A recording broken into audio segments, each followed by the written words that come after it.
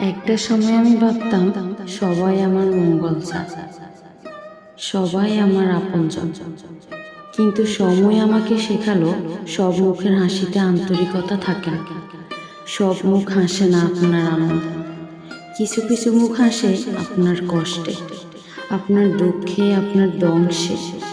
আমি প্রথম প্রথম খুব কষ্ট পেতাম। ভেতরটা কেমন যেন মুচড়ে যেত। পেছনে পিষপিষিয়ে কথা, চোখে চোখ রেখে হালকা তাচ্ছিল্য, এসব কিছু আমার গায়ে লাগতো। আমি তাও কখনো কারো ক্ষতি করিনি। তারপর বুঝলাম এই পৃথিবীতে সবাই নিজের মুখোশ পরে চলে।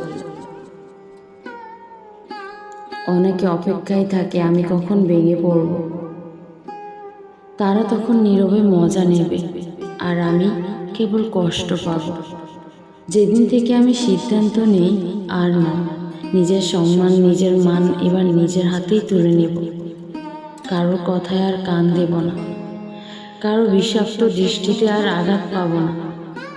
যারা বলেছিল তুমি পারবে না, আমি তাদের কিচ্ছু বলিনি। হাসি দিয়েছি, কারণ তারা আমার গল্পের লেখক নয়। আমার গল্প আমি নিজেই লিখব। আমার জীবন, আমার বিশ্বাস, আমার সৃষ্টিকর্তা জানে আমি কে। আমি শুধু ধৈর্য ধরেছি, নিজেকে সময় দিয়েছি। আমি শিখেছি সব কিছুর উত্তর দিতে নেই, সব অপমানের প্রতিবাদ করতে নেই। চুপ থাকা মানেই দুর্বলতা নয়, চুপ থাকাটাও একটা শক্তি। আমি এখন এমন একা পথ বেছে নিয়েছি যেখানে পিছনে কথা হয় আর আমি সামনে হাঁটি। আমি এখন আর কারো ব্যর্থ আনন্দের উৎস নই। আমি বাঁচি নিজের জন্য, বাঁচি এক কাপ চায়ে ভালোবাসা খুঁজি।